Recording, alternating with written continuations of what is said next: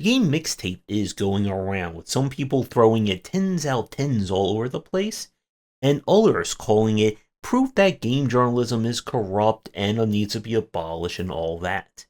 And while I don't have too much interest in playing the game, it is the latest example, I think, of just the absolute proof that we need to get rid of review scores when it comes to reviewing games, and how it has just, I think, finally overstayed its welcome when it comes to be able to critically discuss games and what people like to throw around in terms of ammunition and whatever arguments they like to have on the internet.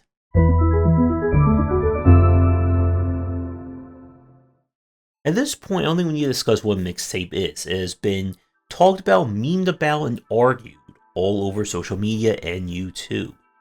And for me, it just represents another example of why trying to assign a number to a game review is just an utterly pointless affair and is just causing more trouble these days than it was 10, 20 years ago. And it really goes, I think, with how limited the idea of game journalism and game criticism has gotten, especially again with so many people going to stuff like YouTube, Twitch, and so on, trying to review games or establish themselves as some kind of expert in the field. Whether it's just being like a general everyman gamer to someone who only covers strategy games, horror games, cute games, action games, movie games, and whatnot games. And as I've talked about before, it's a lot harder to properly examine a video game compared to other mediums. And part of that is kind of the reason for today's video that we'll get into in a few minutes. But I want to talk a little bit more about kind of the issue when it comes to reviewing games and how this has just become this annoying landmine for a lot of people who cover these games to the people who try to grift off of any kind of reviews when it comes to their favorite titles. So here's a question. If you had a reviewer who's declaring they are the perfectly objective measurement on video games, and they give 10s out of 10s to Doom Eternal, The Walking Dead, the Spider-Man Insomniac games, and Legend of Zelda Breath of the Wild, would you be able to trust that reviewer? In my opinion, I would say no. Because if you're trying to assign some kind of arbitrary standard to what is and what isn't a game, how does a super technical and challenging game like Doom Eternal get the same score as The Walking Dead? Maybe Clementine gets some really sick glory kills. I never played the ones that take place like as a fast forward, so maybe they show up there. The point is that when you're trying to review a game, everyone has their own metric for what is and what isn't a game, what is a good game, what is a bad game. And if you have someone who's just throwing 10s out of 10 to any game that's popular, it kind of loses that appeal. Now, this will be the point that someone will say, well, what about a website that covers multiple games and has multiple reviewers? Then it becomes even more of a confusing mess. Because again, whoever reviews a game will be the arbiter over that game's review score. If you have someone who absolutely loves Souls-likes, plays an Elden Ring, they're going to give it a different score than someone who completely despises the genre. Or a racing game, a horror game, and so on. And when you have different reviewers who look at different games, there are arguments as to who should be able to review or give a professional review of a game. You give it to the person who eats, breathes, and dreams that genre? Or do you give it to someone who is maybe like a fan or someone new to it? Because there are pros and cons to both. If you give a game to an expert, they'll be able to tell you exactly what the game does, what works, what doesn't. Give it to someone who's new, then you get the fresh player's experience for, again, people who may be interested in a genre. Hearing what it's like to play for the first time can be great. But when you assign scores to this, it becomes very hard to take sites seriously. If you give a hardcore RPG to someone who's never touched the genre and they give it a 2 out of 10, is their review as impactful or weightful as if you gave it to someone who has played every single CRPG, JRPG, WRPG, any other RPG letters in existence?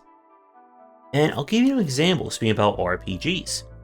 There was a review that was in Nintendo Power, this was a long time ago, where they ripped apart an RPG for the Nintendo DS, and they complained that it was difficult. There was no story, no cutscenes, no one had like any really written lines. It was just about you going into battles and getting killed over and over again.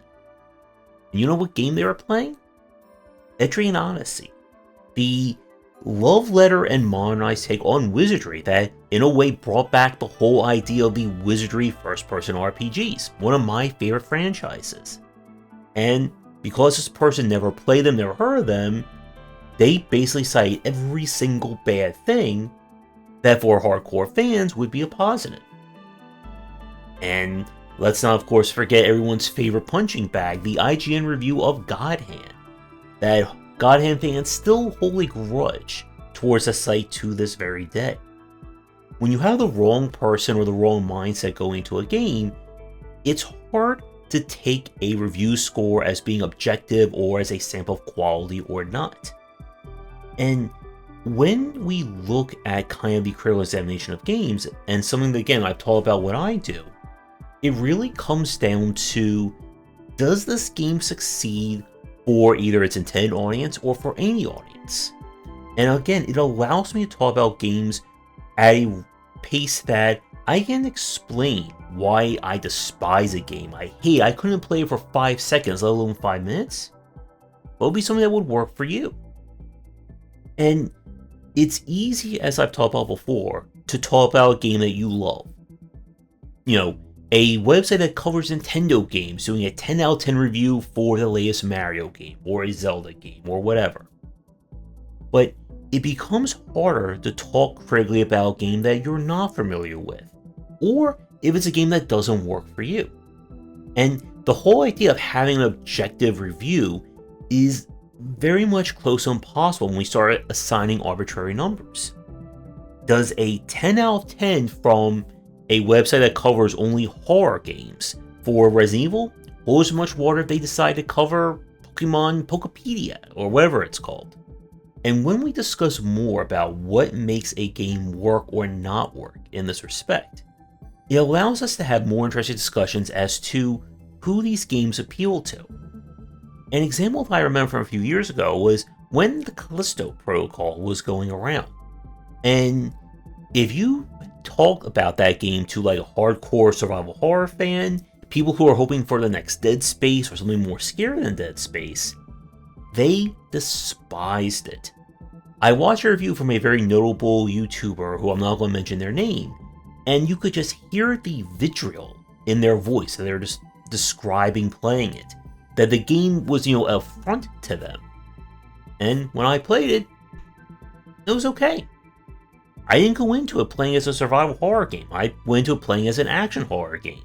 And a lot of people who looked at that game from that lens enjoyed it. Did they call the best game of the year? No. But when we look at a game in terms of who it's appealing to and whether the design works, it allows us at least to get some measure of being objective about. But when we look at review scores, all it does is it becomes just another way of trying to make your site more prestigious. Oh, I only give out one 10 out of 10 each year.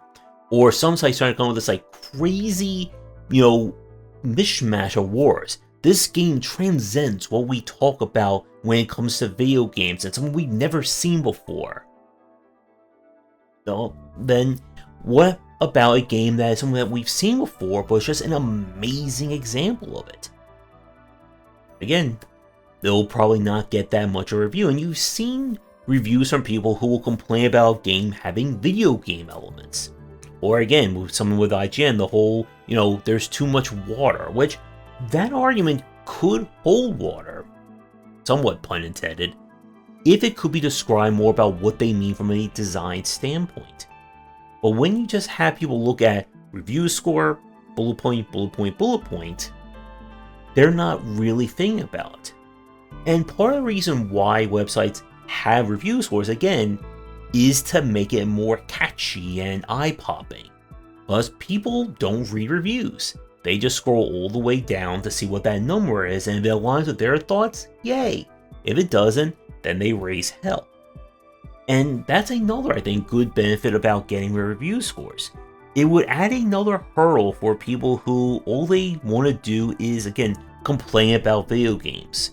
Oh, my game with, women with gigantic breasts got a 10 out of 10. Well, then that means that every game made by a person of color or woman is horrible. Or, my favorite game with women with giant breasts didn't get a 10 out of 10. That gives me the right to dox a developer and send death threats to every journalist on my website.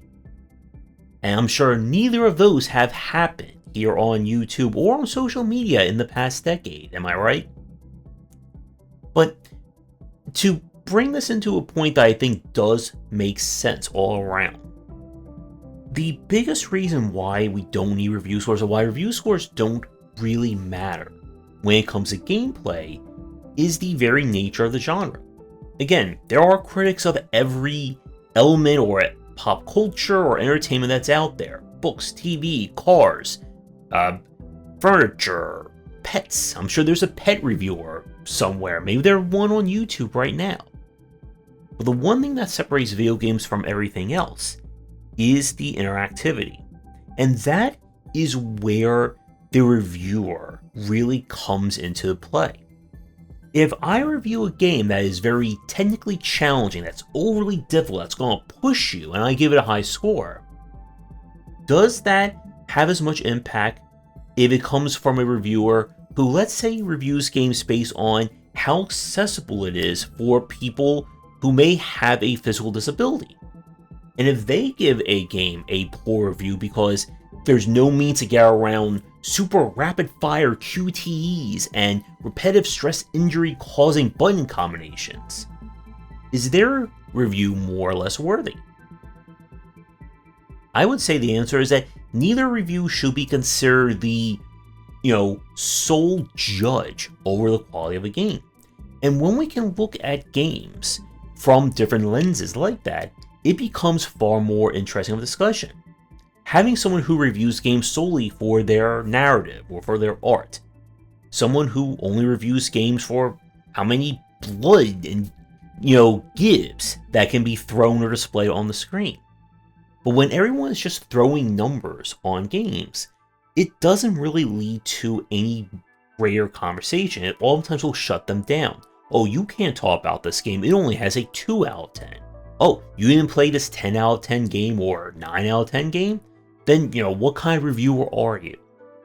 And this has been going around now for many, many years.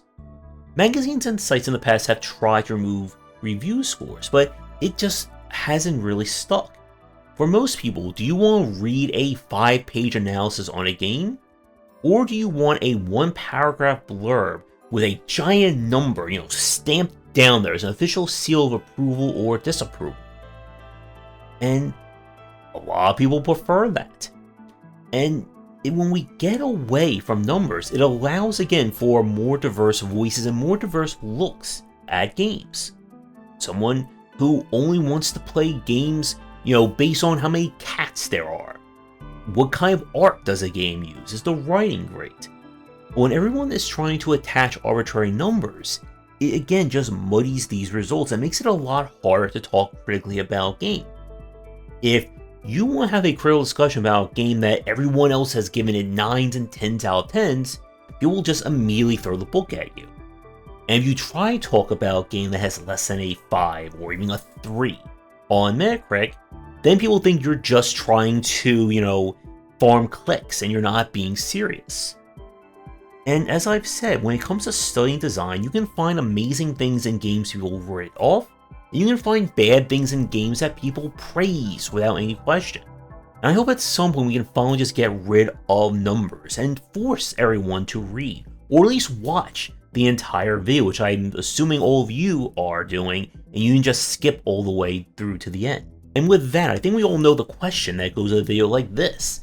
Do you like review scores? Do you like numbers, percentages, letters, fruits, planets as your review metric? Let me know what some of your favorites are down below. Make sure to give this video a 50 out of 10, and I'll see everyone for some more numberless design discussions coming real soon. Thanks for watching, and a special thank you to our Patreon supporters. If you enjoy the video, do the YouTubing stuff, be sure to visit our Discord and Patreon, and you're interested in more of my thoughts on design, check out my game design books.